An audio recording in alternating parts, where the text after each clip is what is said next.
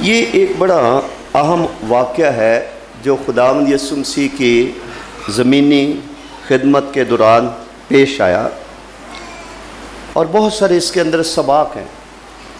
ایک طرف تو آج ہم خداوند یسوع مسیح کی موت کی یادگاری کریں گے، اس انگور کے شیرے اور روٹی میں شریک ہو گئے، اور وہ اس لیے کریں گے کہ انہوں نے خود کہا تھا کہ میری یادگاری کے لیے ایسا ہی کیا کرو۔ تو وہ ہمیں یہ حکم دے رہے ہیں کہ ہم ان کی موت کو، دکھوں کو، قربانی کو یاد رکھیں۔ دوسری طرف ہم اگر کچھ کرتے ہیں تو خدا اس کو بھی یاد رکھتا ہے۔ یہاں پر اس عورت کے بارے میں ہم پڑھتے ہیں جس نے خداوند یسوع مسیح پر خالص عطر ڈالا تھا۔ اس کے بارے میں کہا گیا کہ جو کچھ اس نے کیا اس کی یادگاری میں کہا جائے گا جہاں جہاں بھی انجیل کی منادی کی جائے گی۔ دو باتیں نمایاں ہیں یہاں پر۔ ایک ہے بھلائی، جسے ہم کائنڈنس کہتے ہیں، کہ اس نے میرے ساتھ بھلائی کی ہے، اور ایک لفظ ہے نیکی، کہ غریب غربا تو تمہارے درمیان ہے، جب چاہو تو مجھ سے نیکی کر سکتے ہو۔ تو نیکی یا بھلائی دوسرے الفاظ میں اس کے ایک ہی معنی ہے، اور خداوند یسوع مسیح کے دفن کے لیے یا ان کے مصلوب ہونے کی تیاری کی غرض سے خداوند یسوع مسیح پر ایک قیمتی عطر ڈالنا، جو غالباً پورے سال کی سیلری تھی ان وقتوں کے کسی شخص کی، اتنا وہ مہنگا تھا، تو وہ خداوند پر ڈالا گیا، اور خداوند نے اسے بھلائی جانا۔ لکھا ہے اس نے میرے ساتھ بھلائی کی ہے۔ اس سارے واقعہ میں جو غور طلب بات ہے وہ یہ ہے کہ جو کچھ وہ کر سکی اس نے کیا۔ آج کی دنیا میں ہم میں سے ہر ایک کو خدا نے کوئی نہ کوئی خوبی، کوئی نہ کوئی تھوڑا، کوئی نہ کوئی صلاحیت دے رکھی۔ وہ ہم کیسے استعمال کر رہے ہیں، کس کے لیے استعمال کر رہے ہیں، ہمارے استعمال کرنے کا محرک یا نیت کیا ہے، کیوں کر رہے ہیں ہم، کہاں کر رہے ہیں ہم، اپنی زندگی، اپنا وقت، اپنی صلاحیتیں، اپنی طاقت، اپنی قوت، اپنی جوانی، اپنا وقت کون سی سرگرمیوں میں صرف کر رہے ہیں؟ کیا ان کا رخ قادر مطلق خدا کی طرف ہے یا ہمارے جسم کی طرف ہے؟ اور اس کو خوش کرنے کے لیے ہم اپنا بیشتر وقت صرف کرتے ہیں۔ اس عورت کے بارے میں ہم پڑھ رہے ہیں کہ جو کچھ وہ کر سکی اس نے کیا۔ یہ عورت ہم میں سے ہر ایک مسیحی کی ایک تصویر بھی ہے، اور یہ عورت پوری کی پوری کلیسیا، خواہ وہ عالمگیر کلیسیا ہو یا مقامی کلیسیا ہو، عورت لٹریچر میں دیکھا جائے تو عورت کنٹری کو، نیشن کو ظاہر کرتی ہے، ٹھیک ہے؟ عورت کسی ملک کے لیے، کسی قوم کے لیے بھی علامتی طور پر تشبیہی معنوں میں عورت کا لفظ اس کے لیے استعمال ہوتا ہے۔ اور کلیسیا، بنی اسرائیل قوم، ایک خاتون کی مانند ہے، ایک عورت کی مانند ہے۔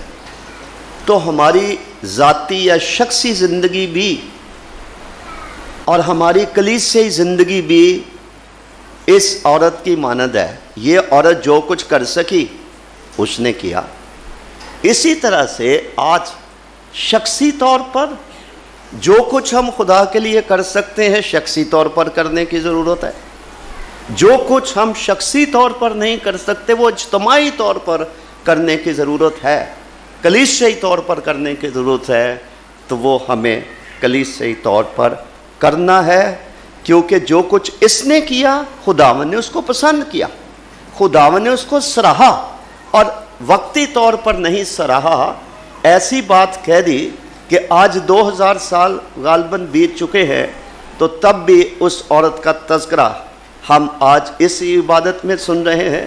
جہاں کہیں دنیا خدا کا کلام یا انجیل پڑھتی ہے وہ اس واقعہ کو پڑھتی ہے تو اس سے ہم یہ سمجھ سکتے ہیں کہ جب خداوند یسوع مسیح نے یہ بات کہی تھی کہ اگر کوئی شخص شاگرد کے نام پر ایک گلاس ٹھنڈا پانی بھی پلائے گا تو میں تم سے سچ کہتا ہوں کہ وہ اپنا اجر ہرگز نہ کھوئے گا۔ اب آج کی دنیا میں ہم ان چیزوں کو اتنا اہم نہیں سمجھتے ہیں کہ ایک ٹھنڈا گلاس پانی پلانے کا کیا اجر مل سکتا ہے، شاید ہم نے کبھی اس کے اوپر سوچا بھی نہ ہو، لیکن حقیقت یہ ہے کہ اگر ہم کوئی معمولی کام بھی کرتے ہیں، ایک گلاس ٹھنڈے پانی پر کتنا پیسہ لگتا ہے۔ یہ تو ان وقتوں کی بات ہے جب منرل واٹر نہیں ہوا کرتے تھے، جب پانی فری تھا، کنووں سے لوگ پانی حاصل کرتے تھے۔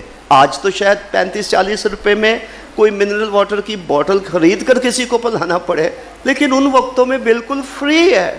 تو جو فری پانی ملتا تھا، اگر وہ بھی کوئی شخص خداوند کی خاطر کسی کو پلا دیتا ہے تو 2000 سال پہلے خداوند نے کہا تھا کہ وہ اپنا اجر ہرگز نہ کھوئے گا، حالانکہ اس پہ اس کی کوئی قیمت نہیں لگی ہوگی۔ ادھر ہم دیکھ رہے ہیں کہ پورے سال کی ویجز ہیں یا تنخواہ ہے ایک آدمی کی، ان وقتوں میں اتنا قیمتی وہ عطر تھا جو خداوند پر ڈال کر تو اس نے اپنی عقیدت کا، اپنی محبت کا اور وہ عزت جو اس کے دل میں خداوند یسوع مسیح کے لیے تھی اس کا اس نے اظہار کیا۔ اور پھر اس کے بارے میں یہ تاریخی الفاظ خداوند یسوع المسیح کے زبان مبارک سے فرمائے گئے، جو کچھ وہ کر سکی اس نے کیا۔ آج سوال ہے ہمارے سامنے، انفرادی طور پر میں کیا کر سکتا ہوں، میں کیا کر سکتی ہوں، کلیسیائی طور پر ہم کیا کر سکتے ہیں؟ 7 باتیں آج صبح میں بتا کے جاؤں گا کہ ہم کیا کر سکتے ہیں اگر ہم کرنا چاہیں تو۔ صرف یہ جان لینا کہ جو کچھ وہ کر سکی اس نے کیا، صرف یہ سن لینا کہ کچھ نہ کچھ ہم بھی کر سکتے ہیں، اگر ہمیں پتہ چل جائے کہ ہم کیا کر سکتے ہیں تو پھر کوئی نہ کوئی قدم ہم ضرور اٹھا سکتے ہیں۔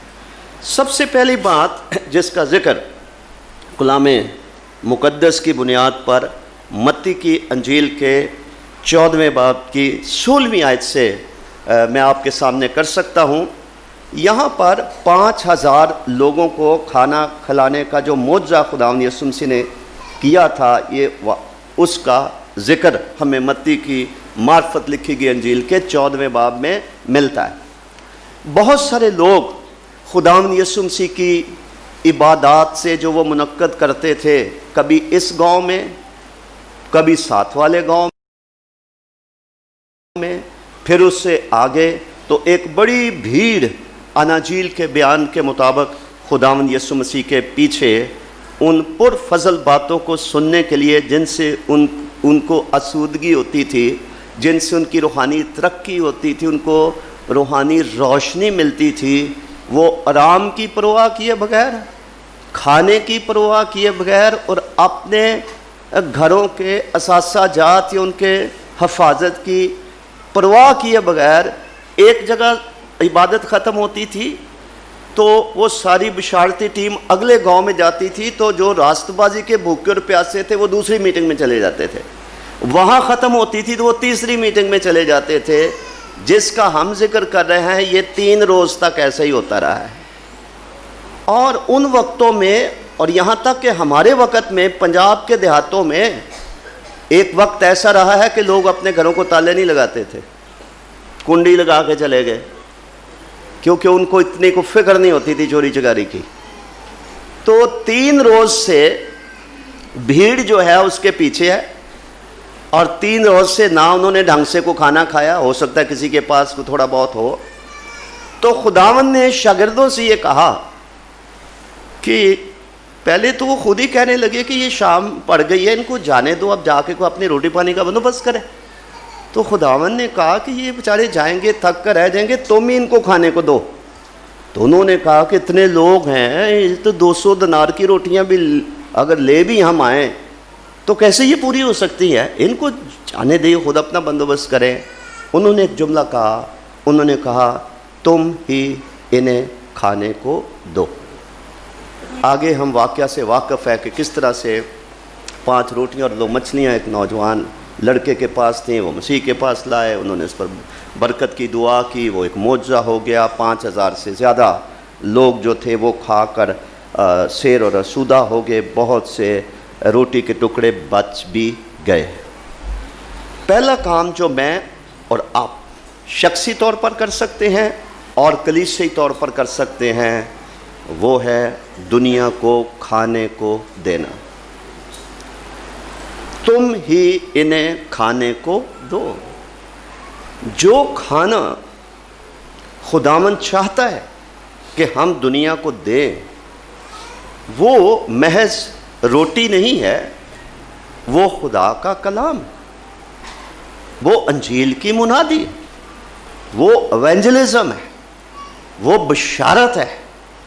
کیونکہ دنیاوی طور پر تو شاید لوگوں کے پاس پورے سال کی گندم ہو یا ان کے پاس اتنا روپیہ پیسہ ہو کہ ان کو روٹی کی کمی نہ ہو، لیکن روحانی طور پر معاشرے کا، قوموں کا حال برا ہے۔ لوگ روحانی طور پر بھوکے اور پیاسے ہیں، اور ان کی بھوک اور پیاس مٹانے کا جو معجزہ ہے، وہ بھلے کتنے ہی مذاہب دنیا کے اندر ہوں، وہ معجزہ صرف خداوند یسوع مسیح ہی کر سکتے ہیں۔ اسی روٹی کے بارے میں ایک دفعہ شاگردوں کو غلط فہمی ہو گئی کہ وہ شاگرد خداوند یسوع مسیح سے کہنے لگے کہ کچھ کھا لے۔ تو خداوند نے کہا کہ میرا کھانا یہ ہے کہ میں اپنے بھیجنے والے کی مرضی پوری کروں۔ انہوں نے خود سے ہی ازیوم کر لیا، باور کر لیا کہ شاید کوئی ہماری غیر موجودگی میں آیا ہے اور اس نے اس کو کھانا کھلا دیا ہے۔ تو وہ اس معرفت کی بات کو سمجھ نہ سکے، کیونکہ وہ روحانی روٹی کی بات کر رہے تھے، روحانی کھانے کی بات کرے۔ اسی پس منظر میں انہوں نے کہا تھا، میرا گوشت فی الحقیقت کھانے کی چیز ہے، میرا خون فی الحقیقت پینے کی چیز ہے۔ اسی پس منظر میں انہوں نے یہ کہا تھا کہ میں ہوں وہ روٹی جو آسمان پر سے اتری ہے۔ تو سب سے پہلا کام اگر ہم کرنا چاہیں، کسی عمر میں بھی ہم ہوں، تو ہم دنیا کو، ہمارے ارد گرد رہنے والوں کو ہم روٹی دے سکتے ہیں، اور وہ روٹی یسوع مسیح ہے، زندگی کی روٹی ہے۔ پھر وہ باتیں جس کے منہ مبارک سے نکلی ہیں، ان کی تعلیمات ہیں، ان کے دعوے ہیں۔ انہوں نے خدا کی تعلیم جو خدا سے سن کر انسانوں کو دی ہے، ان کی باتیں، ان کی تعلیمات لوگوں کو بتانا، خدا تک ان کو ملوانا، خدا سے ان کی صلح کروانا، یہ ایک بہت بڑا کام ہے۔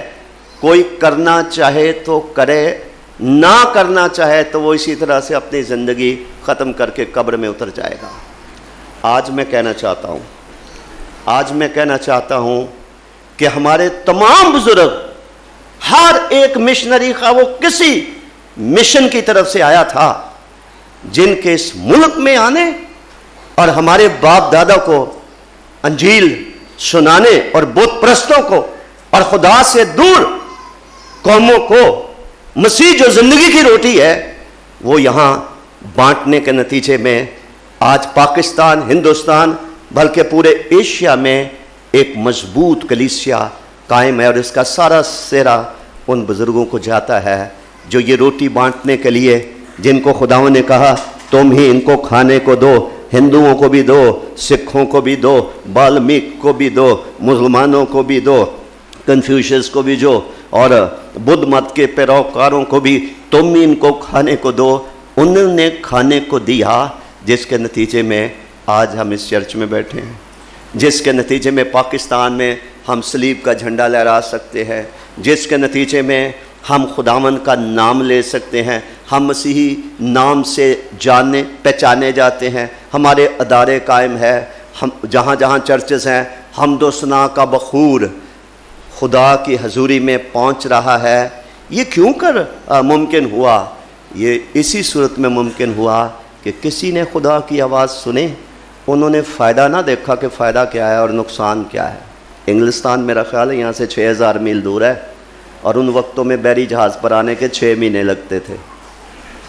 6 مہینے بحری جہاز میں. آپ کو شاید معلوم ہو, کچھ لوگ چند گھنٹے کار میں یا بس میں سفر کریں تو ان کو متلی آتی ہے, وامٹس کرتے ہیں, الٹیاں کر رہے ہوتے ہیں وہ. کچھ لوگ بحری جہاز میں سفر کرتے ہیں تو ان کو سی سکنس ہوتی ہے, الٹیاں کر کر کے بیچاروں کا برا حال ہو جاتا ہے. 6 منتھ 6 مہینے لوگ جو تھے وہ سفر کر کے بامبے میں پہنچتے تھے. اس ملک میں, اس برے صغیر میں روٹی لے کر آئے ہیں خداوند کی, زندگی کی روٹی جس کی ہم یاد منا رہے ہیں, جس نے خود اپنے بارے میں کہا تھا زندگی کی روٹی میں ہوں. بھری جوانی میں لڑکیوں نے اپنا آپ خداوند کو دیا, خدا کے کام کے لیے اپنا وطن چھوڑ دیا. لوگوں نے اعلیٰ عہدے چھوڑ دیے, ملازمتیں چھوڑ دیں, بزنس چھوڑ دیے. ٹھیک ہے, جو کچھ وہ کر رہے تھے وہ چھوڑ کر روٹی بانٹنے کے لیے کہ تم ہی انہیں کھانے کو دو, اور وہ دنیا کے مختلف ممالک میں گئے. یہاں تک کہ افریقہ میں جب مشنری گئے ہیں تو شروع میں وہاں ہوتے تھے کینیبالز. کینیبالز ان لوگوں کو کہتے ہیں جو انسان کا گوشت کھاتے ہیں. تو کئی مشنریوں کو لوگوں نے, یہ وحشی لوگوں نے, انہوں نے ان کو پکڑ کے ان کا گوشت کھا دیا. کئی مشنری جو آج ڈنگی فیور ہے, کئی لوگ جو تھے وہ راستے میں سفر کے دوران مر گئے. کئیوں کو ملیریا ہوا ہے, کئیوں کو سٹمک کا ایسا انفیکشن ہوا ہے کہ اس کے نتیجے میں وہ منزل تک نہیں پہنچ سکے. اتنی ان کی قربانیاں ہیں. افریقہ جہاں لوگ ننگے رہتے تھے, جہالت کے اندھیرے میں ڈوبے ہوئے تھے, جا کر انگلش میڈیم سکول قائم کر دیے, چرچ بنا دیے. جہاں کو پل نہیں تھا نہر اور دریا پر, لکڑی کے پل بنا دیے. لوگوں کے لیے سائش پیدا کی, ٹائی لگانی سکھا دی, پینٹ پہننی سکھا دی, علم کی روشنی پھیلا دی. آج ہے دنیا میں highly qualified educationist, doctors, politicians, statesman, جو بلیک لوگ ہیں جن کو جانور سمجھا جاتا تھا, انسان نہیں سمجھا جاتا تھا. اور یہ سارا کریڈٹ ان بزرگوں کو جاتا ہے جنہوں نے اپنی جان کی پرواہ نہیں کی ہے, جنہوں نے اپنے مال کی پرواہ نہیں کی ہے, جنہوں نے اپنے مفادات کی پرواہ نہیں کی ہے. وہ روٹی بانٹنے کے لیے نکلے ہیں, کیونکہ انہوں نے ولیم کیری کی طرح جو انگریز تھا, اور انہوں نے یہ سن لیا تھا کہ تم ہی ان کو کھانے کو دو. جب ولیم کیری جو کہ ایک بیپٹسٹ شخص تھا اور عام آدمی تھا, اتنا پڑھا لکھا نہیں تھا, وہ موچی تھا, وہ جوتیاں بناتا تھا انگلستان میں, اور اس کو فادر آف ماڈرن مشنز کہتے ہیں. تو وہ سوچتا ہے کہ ہم انگلستان میں اتنی آسائش کی زندگی بسر کر رہے ہیں, ہندوستان میں لوگ بدروؤں کی پرستش کر رہے ہیں, شیطان کے زبردست شکنجے میں ہیں, قبضے میں ہیں. تو اس نے اپنے چرچ کے بزرگوں سے کہا کہ ہمیں انڈیا میں جا کے انجیل کی منادی کرنی چاہیے. تو انہوں نے کہا کہ یہ کیسے ہوگا؟ انہوں نے کہا ہو سکتا ہے. خداوند نے کہا جاؤ ساری خلق کے سامنے انجیل کی منادی کرو. تو ہم قصوروار ہیں اگر ہم نہیں جاتے. تو وہ کہنے لگے اتنا جوش میں نہ آ, خدا کو ان کی فکر ہے, وہ خود ہی کر لے گا. اس نے کہا نہیں, میں آپ کے ساتھ متفق نہیں ہوں. اگر خدا نے خود ہی کرنا ہوتا تو پھر ہمیں وہ کیوں کہتا ہے ساری خلق کے سامنے انجیل کی منادی کرو. تو بڑا انہوں نے اس کو ڈسکریج کیا. اس نے نقشے بنائے, انہوں نے تقریریں کر کر کے ولیم کیری نے مشنریوں کو کہنے کے قائل کر لیا. انہوں نے کہا اچھا بھائی تو ایسے کر کے تجھے ہی بڑا شوق ہے نا ہندوستانیوں کو بدروؤں سے چھڑانے کا, تو جا. تھوڑے سے پیسے اس کے لیے مقرر کیے. وہ گھر گیا اپنی بیوی کو, اس نے کہا کہ میں ہندوستان جانا چاہتا ہوں, تو ہمیں ہندوستان جانا ہے. اس نے کہا تیری ہوش کا ہے, میں یہ چھوٹے چھوٹے بچے ہیں, تو ہندوستان میں اچھا والا ملک چھوڑ کے تو چل جائیں گے, نہ ہمیں زبان آتی, ہم کیا کریں گے وہاں پہ جا کے؟ تو چاہتا ہے تو جا, میں تو نہیں جاتی. تو یہ بندہ بڑا پریشان ہوا, اس کے اندر ایک آگ لگی ہوئی تھی. پھر اس نے بڑی دعائیں کی, منتیں کرتا رہا, مناتا رہا اپنی بیوی کو. بالآخر وہ مانی کہ اس کی چھوٹی بہن تھی جو ولیم کیری کی سالی تھی. اس نے کہا, میرے خیال اس کا کٹی اس کا نام تھا, تو کہنے لگی کہ اگر میری بہن چھوٹی بہن میرے ساتھ جائے تو وہاں بچے چھوٹے یہ بھی سنبھالے, کوئی انگریزی بولنے والا نہ ہوگا, ہم کس سے بات چیت کریں گے, تو پھر میں چلی جاؤں گی. تو وہ اس کو لے کر وہ ہندوستان میں آ گئے اور آ کر کسی نیل کے کارخانے میں کام کرنا شروع کیا, کیونکہ پیچھے سے سپورٹ کوئی نہیں تھی, بہت کم پیسے تھے. اور آہستہ آہستہ آہستہ آہستہ بنگالی زبان سیکھ لی, ہندی زبان سیکھ لی, اردو زبان سیکھ لی, سنسکرت کا پروفیسر بن گیا وہ آدمی. اتنی اس آدمی نے محنت کی. پھر اس نے کچھ اور ساتھیوں کو دعوت دی کہ آؤ مدد کرو, یہاں بشارت کے لیے دروازہ کھلا ہے, فصل تیار ہے. کچھ اور پرنٹر اس کے ساتھ آ گئے اور مشنری آ گئے, انہوں نے چھاپا خانہ کھول لیا, انہوں نے جھیل کے ترجمے کرانے شروع کر دیے. اور اتنی مخالفت کہ اس کا چھوٹا سا بیٹا مر گیا, کوئی قبر نہیں کھودتا تھا, اپنا ہی بچہ مرا, خود ہی قبر کھود رہا ہے, 2 آدمی ہیں صرف جنازے پہ. یہ وہ بزرگ ہیں جن کی محنت کا آج پھل ہم پورے ہندوستان میں, پورے ایشیا میں موجود ہے. تم ہی انہیں کھانے کو دو, جس سے مراد ہے بشارت, مسیح کی انجیل کی منادی کرنا, طریقے تلاش کرنا. کیسے میں یہ کر سکتا ہوں, میرے اندر کیا صلاحیت ہے, میرے اپنے حالات میں رہ کر میں کس طریقے سے یہ کر سکتا ہوں. کیا میں کچھ سیلف سٹڈی کر لوں, کیا میں کوئی تربیت کو ٹریننگ کر لوں, کیا میں صرف خدا کے حضور جھک کر صرف خدا سے پوچھ کر کوئی حکمت عملی اسٹریٹجی میں خدا سے لے لوں, میں کیسے کروں. لیکن یہ کام وہ کرے گا جو کرنا چاہتا ہے, یہ دوسرا نہیں کرے گا. تو اس لیے اس عورت کے بارے میں ہم پڑھ رہے ہیں کہ جو کچھ وہ کر سکے اس نے. دنیا میں ایونجلزم کے حوالے سے اگر اعداد و شمار دیکھے جائیں تو سب سے کم لوگ جو انجیل کو قبول کرتے ہیں وہ جاپانی لوگ ہیں. ایونجلزم کے جو شماریات ہے, سروے ہے, اس کے مطابق جاپان ایسا ملک ہے جہاں چرچ گروتھ نہیں ہوئی ہے. بہت کم لوگ شاذ و نادر خداوند کے پاس آتے رہے. تقریباً 45 سال پہلے, غور سے سنے, سچا واقعہ تاریخی بتا رہا ہوں, 45 سال پہلے کوریا کے خادم ینگے چو, اس کو خدا کی طرف سے آگاہی ہوئی کہ کوریا جو ہے, جاپان جو ہے, وہاں جاپانی لوگ مسیح کو قبول نہیں کرتے. مسیح کو قبول کرنے کی جاپانیوں میں دنیا میں سب سے کم تعداد ہے, اور دنیا میں خودکشی کرنے والوں کی سب سے زیادہ تعداد جو ہے وہ جاپان میں. تو ینگے چو کے ذہن میں یہ بات آئی کہ انجیل کے اندر بڑی قدرت ہے, یہ جو لوگ خداوند کو قبول نہیں کرتے یہ کریں گے اگر ہم ہمت کریں تو اس وقت اس کی کلیسیا میں کوئی 300 کے قریب ایلڈر, ڈیکن, پاسٹر, ڈیکنیسز تھے, کوئی 300 کے قریب, 45 سال پہلے کی بات ہے, اور 3 لاکھ ممبر تھے. ایک دن اس نے, جیسے میں کبھی کبھی بلاتا ہوں نا اپنے چرچ کے ورکرز کی, ہم کرتے ہیں, دعا کرتے ہیں, کبھی ہم تھوڑی مشورت کرتے ہیں. ایک دن اس نے ان سب کو بلایا 45 سال پہلے, 300 سے زیادہ عورتیں, مرد, ایلڈر, ڈیکر, مبشر, پاسٹر, یہ سب جمع. اس نے کہا بھی دیکھو, ہمیں جاپان میں کلیسیا قائم کرنی ہے, آپ میں سے کون جائے گا؟ اور یہ سن لو, جانے کا کرایہ ملے گا, آنے کا نہیں ملے گا. جب اس نے 300-350 لوگوں کو یہ کہا, ایک شخص نے نہیں کہا جی مجھے بھیجو میں جاؤں گا, ایک نے نہیں کہا. تو پاسٹر صاحب کو تو غصہ چڑھ گیا, اس نے خوب ان کو ڈانٹا.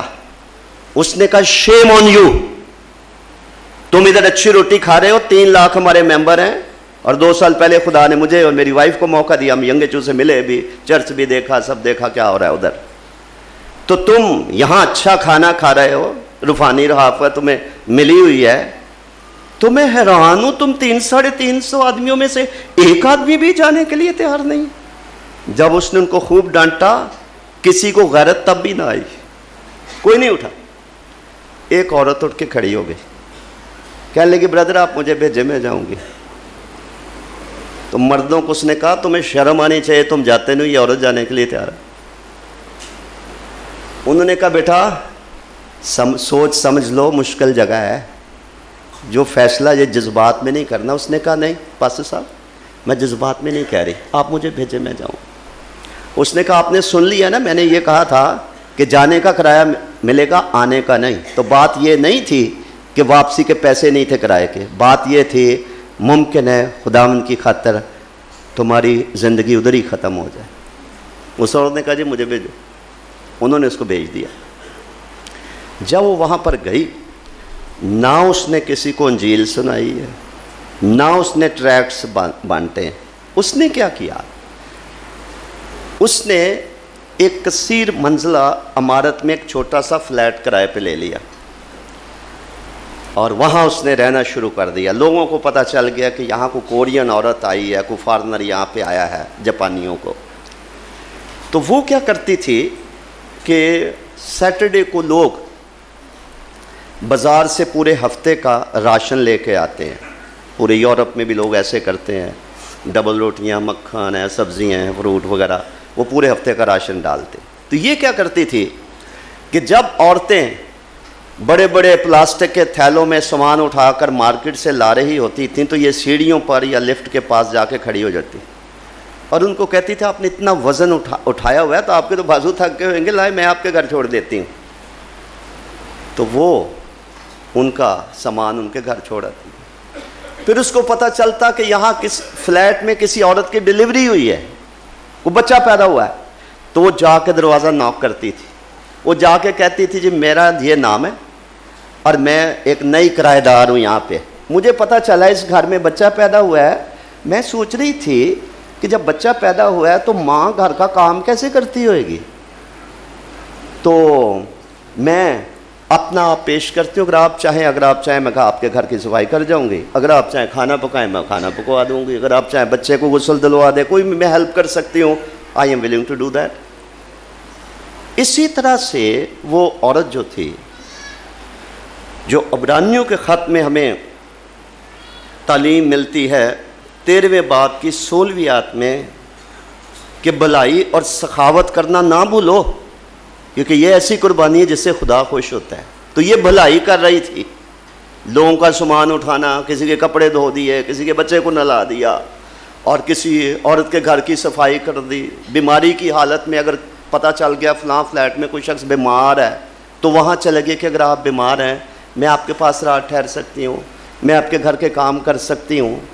آہستہ آہستہ لوگوں کے ذہن میں سوال پیدا ہوا یہ عورت کیوں کرتی ہے ایسے، یہ کون ہے؟ اور لوگوں نے اس سے سوال کرنا شروع۔ اب تک کسی کو پتہ نہیں ہے کرسچن ہے، اب تک کسی کو بائبل نہیں دیا جاپانی یا کورین یا انگریزی میں، کسی کو کوئی چھوٹا موٹا ٹریک بھی نہیں اس نے بانٹا۔ عملی مسیحی زندگی مقناطیس کی طرح انسانوں کو کھینچتی ہے۔ لوگوں نے اس سے پوچھنا شروع کیا کہ آپ ہمیں بڑی اچھی لگتی ہیں، آپ بڑی فرق قسم کی عورت ہے، ہم نے دیکھا ہے کہ ہر شخص آپ کے بارے، پورے جو فلیٹ ہیں ہر جگہ ہر گھر میں آپ کی بات ہوتی ہے اور لوگ حیران ہیں کہ آپ کتنی ہیلپ فل ہیں، ہر ایک کی خدمت کرنے کے لیے بغیر کہے آپ اپنا پیش کر دیتی ہیں۔ ہمیں نہیں سمجھ آ رہی ہے ایسا کیوں ہے، اب کیوں آپ دوسروں سے فرق ہے؟ پھر وہ کہتی کہ میرا فلیٹ نمبر یہ ہے، اگر آپ 4 بجے میرے گھر میں آ جائیں میں آپ کو بسکٹ بھی کھلاؤں گی، میں آپ کو چائے بھی پلاؤں گی، تو پھر میں آپ کو بتا سکتی ہوں کہ یہ میں کیوں کرتی ہوں۔ ایک ایک فیملی اس کے پاس اس کی دعوت پر اس راز کو جاننے کے لیے آنے لگی۔ پھر اس نے بتایا میں بدھسٹ تھی، آپ کی طرح میں بدھسٹ تھی، کورین ہوں، لیکن ہمارے ملک میں مسیح آیا، اپنے پاسٹر کے وسیلے سے میں نے نجات پائی ہے۔ نجات کیا ہوتی ہے، تبدیل شدہ زندگی کیا ہوتی ہے، مسیح کی تعلیم کیا ہے۔ وہ خدمت لینے کے لیے نہیں آیا تھا، وہ خدمت کرنے کے لیے آیا تھا۔ تو لہٰذا اس استاد کی مانند بننے کے لیے وہ خود خدمت کرتا رہا، شاگردوں کے پاؤں دھوتا رہا، ہمیں تعلیم دی ہے، میں تو اس کی تعلیم پر عمل کر رہی ہوں اور میرا کوئی اور مقصد نہیں۔ لوگ حیران کے حیران، انہوں نے کہا اچھا ہمیں بتا ہم تیرے جیسے کیسے بن سکتے ہیں؟ پھر اس نے ان کو راہ نجات بتانا شروع کیا۔ ایک وقت آیا جب 600 لوگ اس کے وسیلے سے خداوند کو قبول کر گئے، 600، اور اس نے اپنے خادم کو کہا کہ پاسٹر صاحب 600 لوگ ہیں جو بپتسمہ لینے کے لیے تیار ہیں، مسیحی ہونے کے لیے تیار ہیں، آپ آئیے اور ان کو بپتسمہ دیجئے۔ ایک کمزور عورت کے نتیجے میں 600 لوگوں پر مشتمل کلیسیا قائم ہو گئی۔ اب یہ جو بات میں آپ کو بتا رہا ہوں میں نے کسی کتاب سے نہیں پڑھی ہے، یہ 43 ایئرز بیک میں نے ڈاکٹر ینگے چو کا ایک سرمن سنا، میرے پاس ریکارڈڈ، ابھی بھی کہیں پڑھا ہوگا۔ اس میں انہوں نے یہ واقعہ بتایا کہ ایونجلزم کیسا بیج ہے، پیچھے آنسو ہوں، بویا جائے، کوئی قربانی دینے والا ہو، کوئی غیرت مند ہو، کسی کو خدا کے کام کی فکر ہو، روحوں کی کوئی تڑپ اور بوجھ ہو، تو خدا ساتھ کھڑا ہوتا ہے۔ جہاں مرد نہیں جا سکتے وہاں عورت جاتی ہے۔ ہمارے ایشیا میں جو واحد کرسچن کنٹری ہے وہ فلپین ہے، جس کی آبادی 97% کرسچنز ہیں وہاں پہ، جیسے پاکستان میں 97% مسلمان ہیں، وہاں اتنی تعداد میں کرسچنز ہیں، لیکن یہ وہ قوم تھی جو بدروحوں کی پرستش کرتی تھی، سوروں کی پرستش کرتی تھی، اور بدروحوں کے آگے قربانیاں گزرانتی تھی۔ یہ وہ لوگ تھے جو زندہ بندر کو ایک شکنجے میں ڈال کر اوپر سے کسی چیز سے کاٹ کے تو اس کا گرم گرم لہو کے ساتھ اس بندر کا مغز کھاتے تھے۔ یہ وہ قوم تھی۔ وہاں مسیحیت کس نے بچائی؟ عورت نے بچائی ہے۔ دنیا کے بے شمار ایسے ممالک جہاں مرد نے منہ نہیں کیا، وہاں عورت کو خدا نے استعمال کیا ہے۔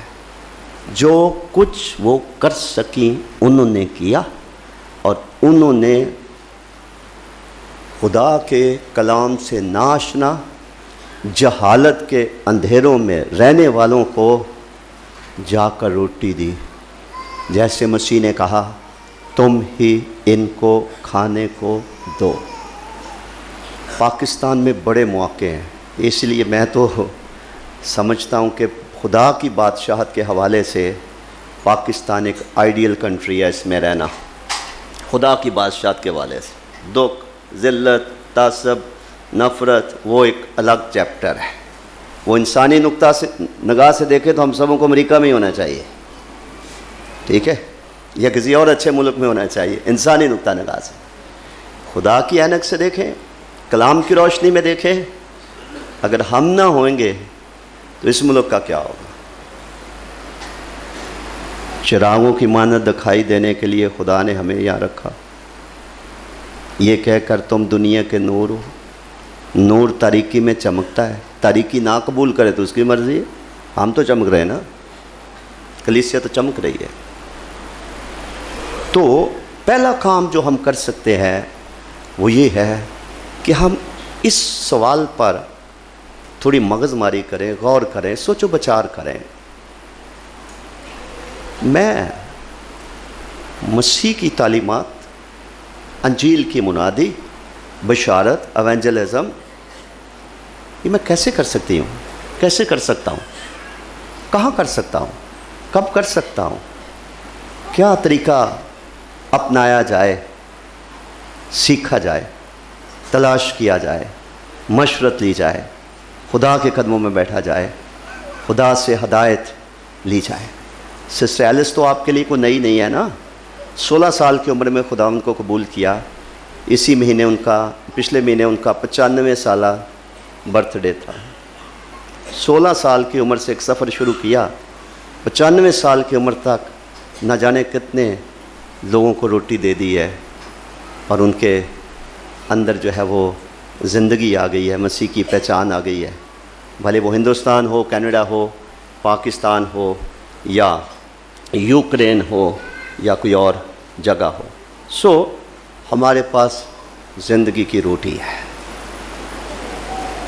ہمیں وہ پہلے ملی ہے، ہم نے وہ چکھی ہے، اس کے نتائج تبدیل شدہ زندگی کی صورت میں ہماری زندگیوں میں نکلے ہیں۔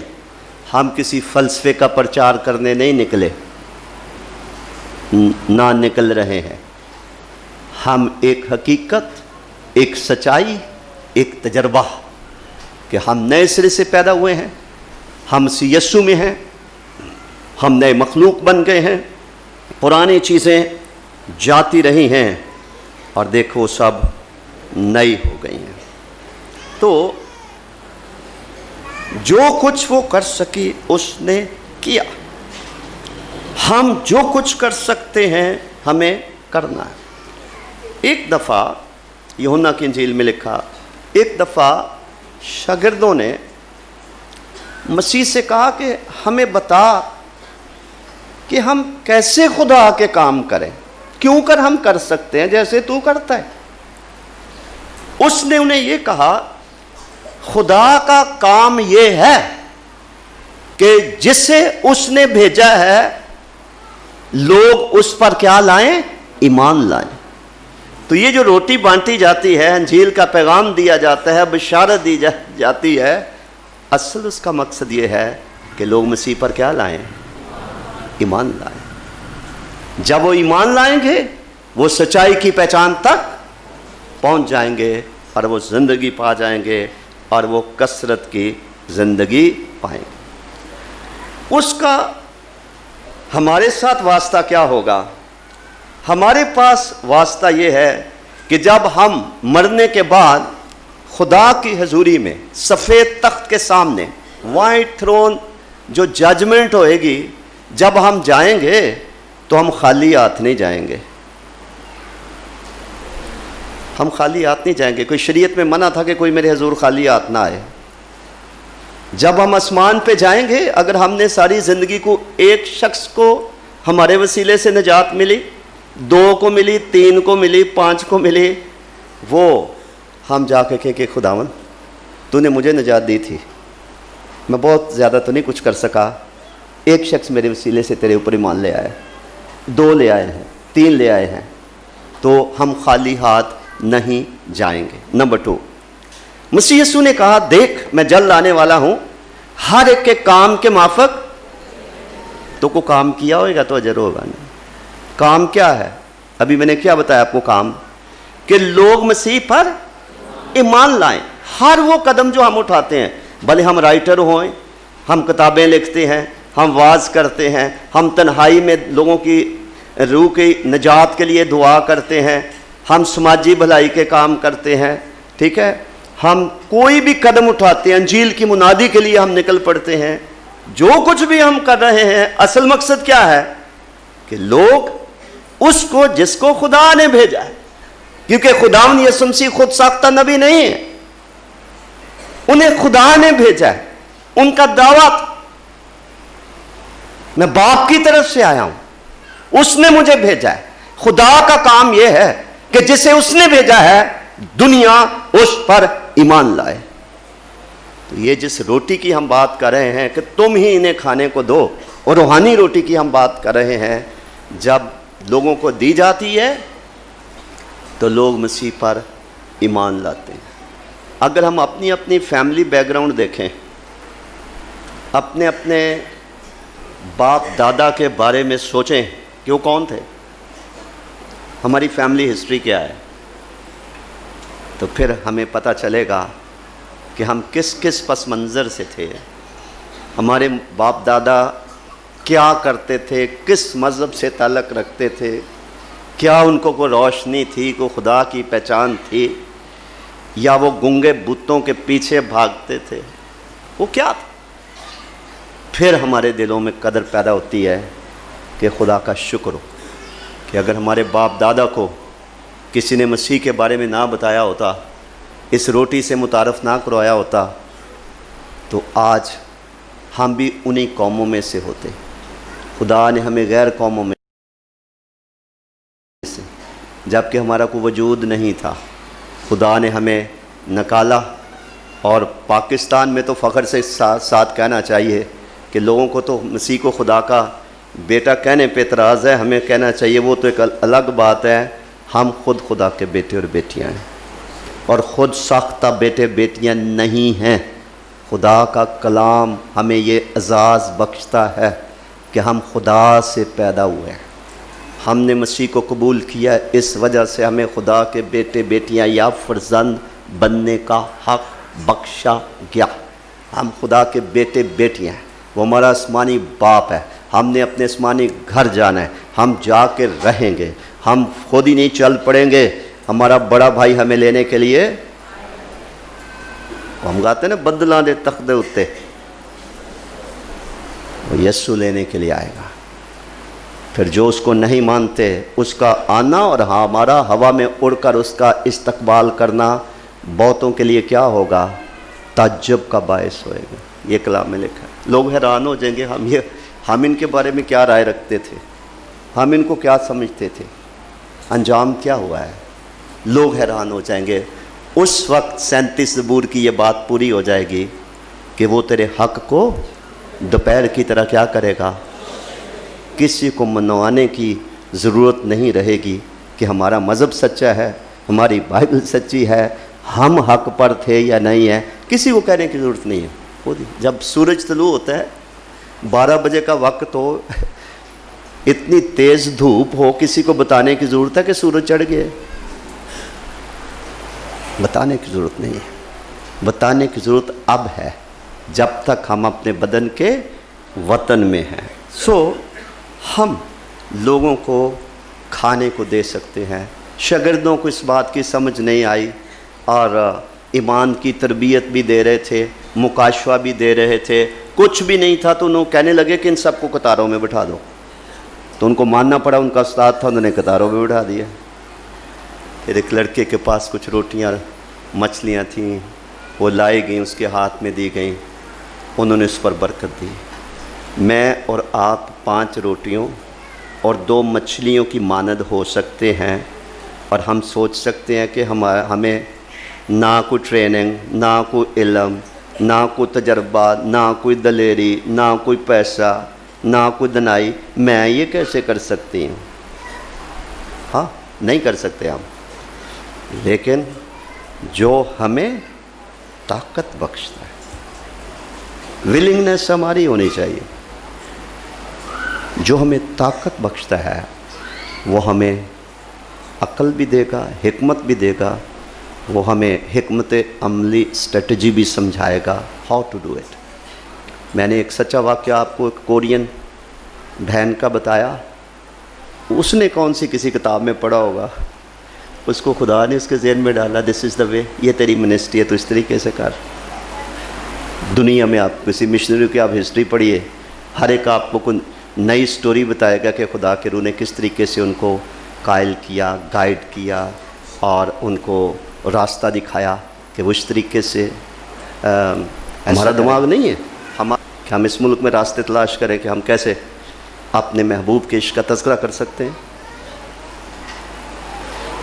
کیسے ہم روٹی بانٹ سکتے ہیں۔ بھوکے تو ہمارے ارد گرد ہیں، بسوں میں، ٹرینوں میں، ادھر گلی محلوں میں۔ جو سمجھدار ہیں وہ سمجھ رہے ہوں گے میں کیا کہہ رہا ہوں۔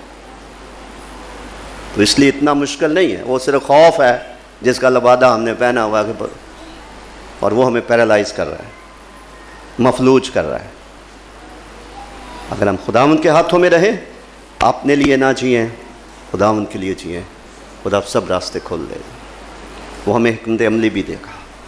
آپ اپنا بویا گیا بیج اگتا ہوا بھی دیکھیں گے، آپ کے وسیلے سے بھلے سال بعد ہی کوئی روح نجات پائے، وہ پائے گی، وہ تسلیم کرے گی، بھلے وہ خفیہ ہو، جس طریقے سے بھی ہو، لیکن خدا کا کلام مؤثر ہے، وہ 2 دھاری تلوار کی مانند تیز ہے، جو بند اور گودے کو جدا کر کے گزر جاتا ہے۔ انجیل کے پیغام میں نجات کی قدرت چھپی ہوئی ہے، رومیوں کے خط کے پہلے باب میں لکھا۔ اسی لیے جو ریسٹرکٹڈ کنٹریز ہیں، جن کو خوف ہے، وہاں پر انجیل کی منادی منع کی جاتی ہے یا اس کے راستے میں رکاوٹ کھڑی کی جاتی ہے۔ کیوں؟ اس لیے کہ اس کے اندر قدرت ہے۔ یہ کورس کی کتاب نہیں ہے، یہ اخبار نہیں ہے۔ یہ اگر اخبار ہے بھی ہے تو پھر یہ خدا کی اخبار ہے، آسمان پر سے لکھی گئی ہے۔ تو ہمیں لوگوں کو روٹی دینے، مسیح کو پیش کرنے، جو زندگی کی روٹی ہے، اس کے لیے ہمیں راستے تلاش کرنے کی ضرورت ہے، کلام کی حدود میں رہ کر، کلام کی حدود میں رہ کر۔ کیونکہ میں اب آپ کو منفی باتیں نہیں بتانا چاہتا، جو میں جملہ بول رہا ہوں کہ کلام کی حد سے نکل کر بھی لوگ ایونجلزم کرتے ہیں، جو درست ایونجلزم نہیں ہے۔ کلام کی حدود میں رہنا، قانون کی حدود میں رہنا، اور دنائی سے، نادانوں کی مانند چل کر اپنے لیے اور اوروں کے لیے مسائل پیدا نہ کرنا، بلکہ خدا سے دنائی لے کے، خدا سے مدد لے کر اس کام کو کرنا۔ اب مسیح نے کہا کہ اس عورت نے میرے ساتھ کیا کیا ہے؟ بھلائی کی ہے۔ تو جس بھلائی کا وہ ذکر کر رہے ہیں، اس کے بارے میں یعقوب کے خط کے 4 باب کی 17 آیت میں لکھا ہے، جو کوئی بھلائی کرنا جانتا ہے اور نہیں کرتا، ہاتھ پر ہاتھ رکھ کر بیٹھا رہتا ہے۔ جو بھلائی کرنا جانتا ہے نہیں کرتا تو وہ اس کے لیے کیا ہے؟ اس گناہ کے کوئی مرتکب ہیں، کوئی ایماندار کسی جگہ ہیں؟ چرچز بھرے پڑے ہیں، حدود کے اندر نعرے مارنا، ساز بجانا اور کئی سرگرمیاں کرنا، یہ سو ایزی۔ گھر سے نکلنا، شہر سے نکلنا، صوبے سے نکلنا، ملک سے نکلنا، جو بھلائی کرنا جانتا ہے اس کو پتہ ہے یہ میرے پاس ہے۔ یہ ایسے ہی ہے، ایک آدمی کینسر کے سے مر رہا ہو اور ہم میں سے کوئی ڈاکٹر ہو، اس کو کینسر کے علاج کا پتہ اور وہ چپ کر کے بیٹھا رہے، مرنے دے لوگوں کو، کتنا بڑا جرم ہے۔ اس کا کام ہے بتایا، مجھے معلوم ہے اس کا علاج میں کر سکتی ہوں، میں کر سکتا ہوں۔ یہ آپ کو پتہ ہے گناہ کے علاج کا ڈاکٹر کون ہے؟ یسوع مسیح ہے۔ کیسے ہم جانتے ہیں کہ وہ ہے؟ کیا ثبوت ہے ہمارے پاس کہ کھوکھلا دعوی ہے؟ کیا ثبوت ہے ہمارے پاس؟ ہمارے پاس ثبوت یہ ہے کہ آسمان تلے آدمیوں کو کوئی دوسرا نام جس کے وسیلے سے ہمارے پاس یہ ثبوت ہے، دروازہ میں ہوں، جو مجھ سے داخل ہوگا وہ نجات پائے۔ یہ ثبوت ہے ہمارے پاس کہ گناہ کی بیماری کا ڈاکٹر کون ہے؟ صرف یسوع مسیح ہے۔ مصلوب کتنے نبی ہوئے ہیں،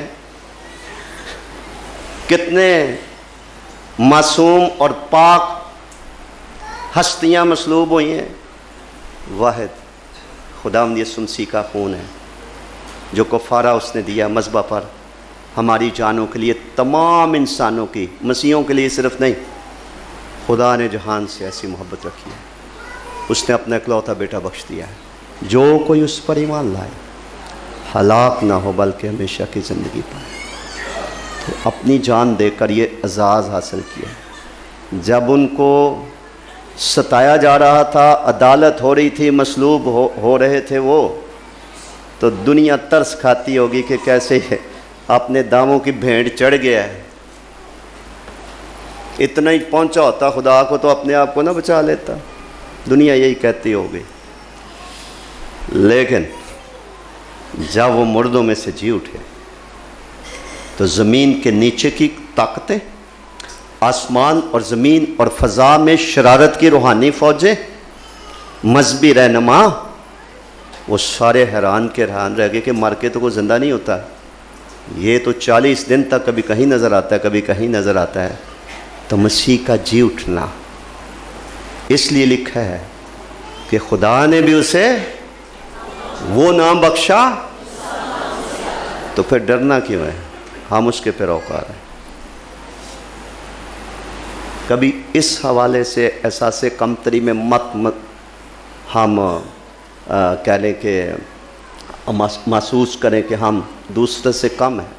میں غرور کی تعلیم نہیں دے رہا کہ اپنے تائیں بڑا سمجھے نا، میں یہ کہہ رہا ہوں ہم اس ہستی کے نام سے کہلاتے ہیں جس کے بارے میں لکھا ہے کہ خدا نے اسے وہ نام بخشا جو سب ناموں سے، اور نہ صرف نام ہی بخشا، آسمان اور زمین کا تھوڑا سا اختیار، کل اختیار۔ یہ وہ ہے جو ہمیں ان آنکھوں سے نظر نہیں آ رہا، لیکن کیا انہوں نے کہا؟ میں دنیا کے آخر تک ہمیشہ تمہارے، اور پوائنٹ